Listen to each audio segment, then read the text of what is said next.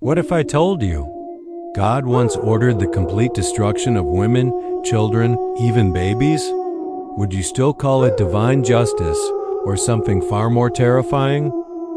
Around 1200 BCE, the land of Canaan was rich with olive groves, bustling markets, and families who had lived on that soil for generations.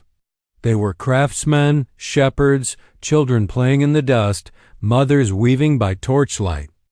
But to the advancing army of Israel, they were marked for annihilation not because of what they had done, but because of who they were. Their fate was sealed not by a king, but by a divine command. You shall not leave alive anything that breathes. Completely destroy them, the Hittites, Amorites, Canaanites, Perizzites, Hivites, and Jebusites, as the Lord your God has commanded you. Deuteronomy 20:16-17.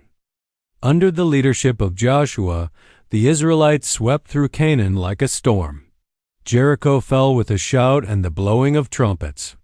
Then came Ai, Lachish, Hazor, city after city burned, their walls broken, their people put to the sword. One evening, in a quiet village near the mountains of Gibeon, a woman named Eliah heard the distant sound of horns. She grabbed her infant child and ran to the center of the village, where elders stood murmuring worried prayers. The sky above turned a strange color as if heaven itself was watching. Moments later, they came. Men dressed in bronze and leather, carrying swords and torches. They moved swiftly, silently, without mercy. Homes were set ablaze. Cattle were slaughtered. The young, the old, the unborn, no one was spared. Eliah ran, clutching her baby, hiding behind a crumbled altar.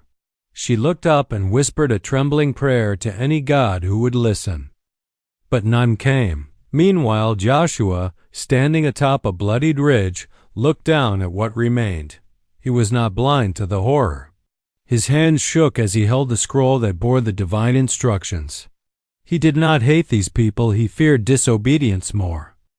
"This is not my will," he whispered to the wind. "This is the will of the one who brought us out of Egypt." Centuries passed. The cities were rebuilt. The blood faded from the stones, but questions lingered, difficult questions. Why would an all-loving God demand the death of innocent lives? Was this truly divine justice or the shadow of human misunderstanding cloaked in sacred words? Were these actions symbolic, allegorical, or literal? Theologians debate. Believers wrestle. Skeptics ask. But somewhere beneath the dust of Canaan, in bones long buried, the echoes still whisper, "Did God really command this?" Closing thought. Whether one sees it as divine justice, ancient war, or a misinterpretation of holy purpose, this story invites us not to accuse, but to reflect, to ask, and to seek the truth with both faith and conscience. We often hear about a loving God, but in the darkness of the ancient pages of the Bible, there are stories that make us shudder.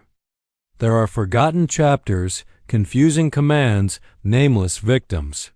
So what is the truth? Are we believing in a Savior, or a power that humans have never truly understood?